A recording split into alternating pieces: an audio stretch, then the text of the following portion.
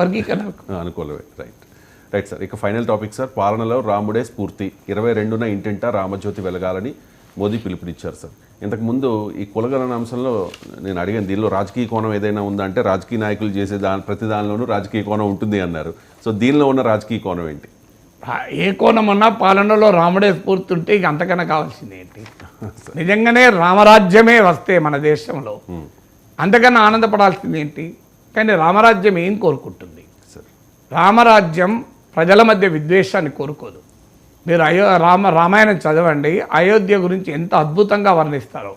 అయోధ్యలో ప్రజల సంస్కారం గురించి, ప్రజలు ప్రేమానురాగాలతో ఎలా ఉంటారు అని.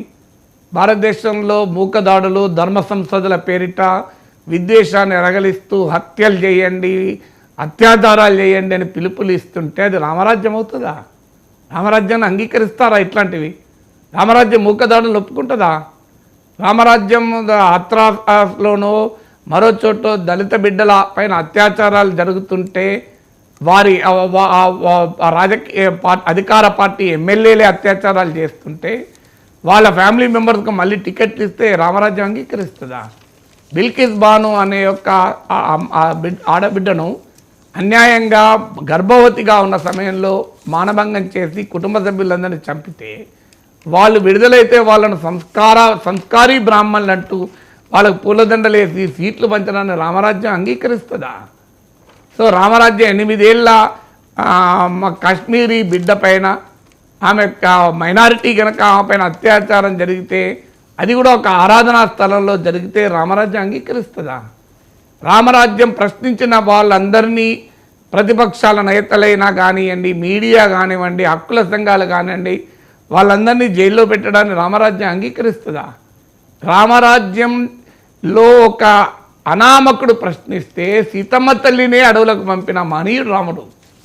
సో రామరాజ్యంలో ఒక్క అనామకుడు ప్రశ్నిస్తే, ఇప్పుడైతే రాజద్రోహం కేసు పెట్టి, unlawful activities prevention act case పెట్టి ఆ సీతమ్మ తల్లి గురించి వ్యాఖ్యలు చేసిన వాడిని ఉంచుతురా? మరి అప్పుడు ఎన్కౌంటర్ బుల్డోజర్ పోయేది యోగి పాలనలో. అయితే యోగి పాలనలో ప్రశ్నిస్తే బుల్డోజర్ పోతుంది, రాముని పాలనలో బుల్డోజర్ పోలే.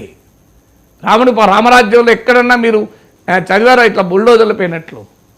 సో ఇప్పుడు ఒక తపస్సు చేస్తామన్న శంభుకుని వధించారు అన్నది చెప్తుంటారు, దాన్ని కూడా చాలామంది వ్యతిరేకిస్తారు. నేను నిన్న గరికపాటి ప్రవచనంలో చదివాను, అది నిజం కాదు, అది రామాయణంలో లేదు, అది కల్పితం అని చెప్తున్నాడు ఆయన.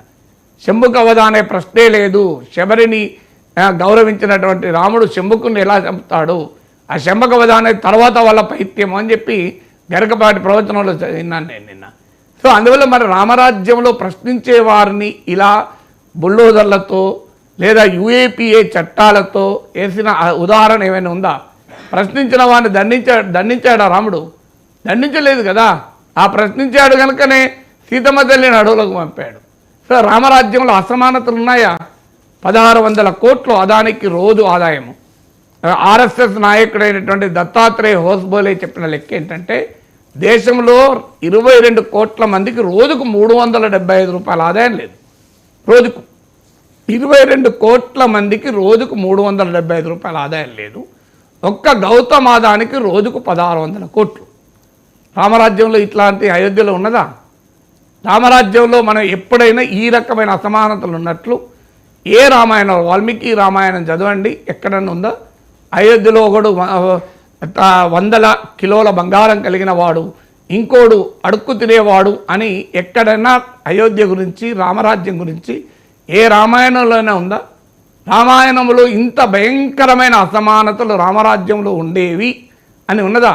నేనేం ఆదాయాన్ని తగ్గించమని అంటలేను. ఆదానికి రవిశంకర్కు, నాగేశ్వర్కు ఒకే ఆదాయం ఉంటుందని అనడం లేదు. కానీ ఇంత భయంకరమైన అసమానతలు ఉంటాయి సమాజంలో. I can understand. ఇన్ఈక్వాలిటీస్ లేకుండా ఏ సమాజం ఉండదు. కానీ ఈ స్థాయిలో అసమానతలు రామరాజ్యంలో ఉండేవా? మీకు నా చెప్పండి, ఏ రామాయణంలో ఉంది చెప్పండి? ఏ రామాయణంలో ఇలాంటి అసమానతలు ఉన్నాయి అని ఎక్కడన్నా మీకు ఉందా చెప్పండి. రామరాజ్యం అంటే ఇది కదండి. రాముడే పాలనకు స్ఫూర్తి అయితే ఇవన్నీ జరగాలి. అసమానతలు పోవాలి, విద్వేషం పోవాలి, మూకదాడులు ఉండకూడదు, అత్యాచారాలు ఉండకూడదు, ప్రశ్నించిన వారందరిపైన రాజద్రోహం కేసులు, యుఏపిఏ చట్టాలు, సిబిఐ, ఈడీ కేసులు ఉండకూడదు. ఇది రామరాజ్యం అంగీకరించదు. రాముడి పాలనలో స్ఫూర్తి అంటే ఇది కదా నిజమైన స్ఫూర్తి అంటే. రాముడి పాలనలో అయోధ్య వాసులు ఎలా ఉన్నారో అలా భారతీయులు ఉంటే అంతకన్నా ఆనందం ఏం కావాలండి ప్రపంచానికి. Right sir. అందువల్ల రాముడి స్ఫూర్తి అవసరము పాలనలో, యా. కానీ అన్ఫార్చునేట్లీ రాజకీయాలకు రాముడి స్ఫూర్తిని వాడకూడదు అనేదే బాధ. Right sir.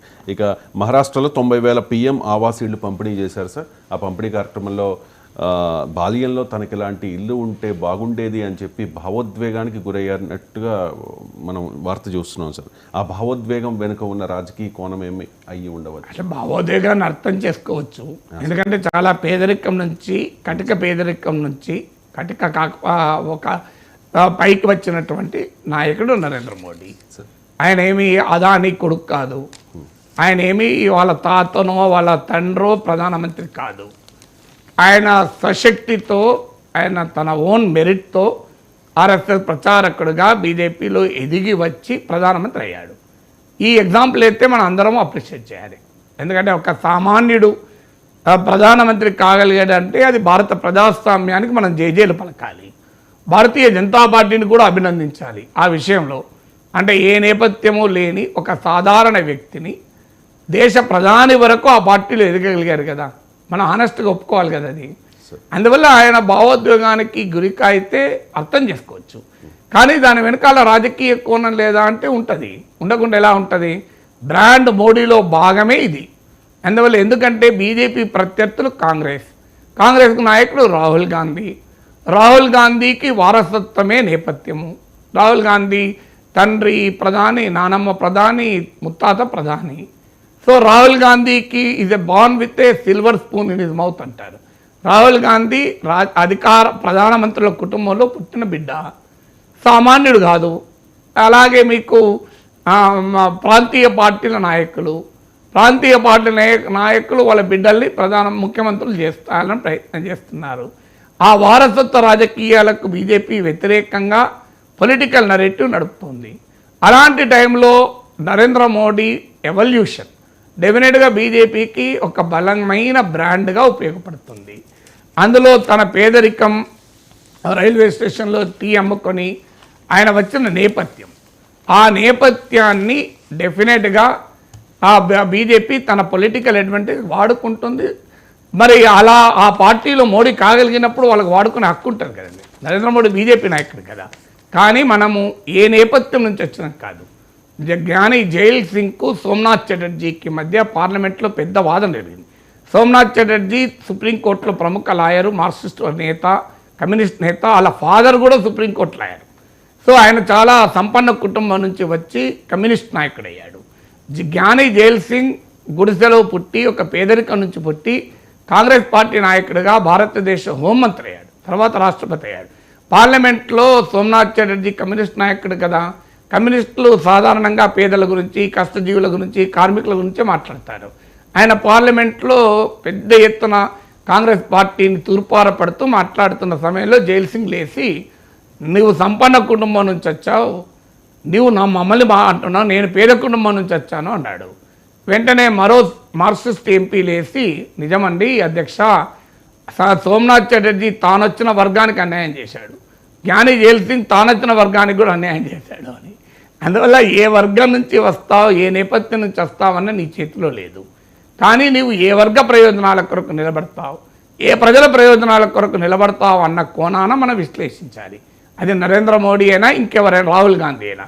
రాహుల్ గాంధీ వచ్చిన నేపథ్యం వల్ల ఆయన తప్పుపట్టలేం కదా. ఆయన పేద ప్రజలకు అన్యాయం చేస్తే తప్పుపట్టాలి. మోడీ వచ్చిన నేపథ్యం వల్ల ఆయనను మనం క్రెడిట్ ఇవ్వాలి, ఇవ్వకూడదు అనేది ఉండదు.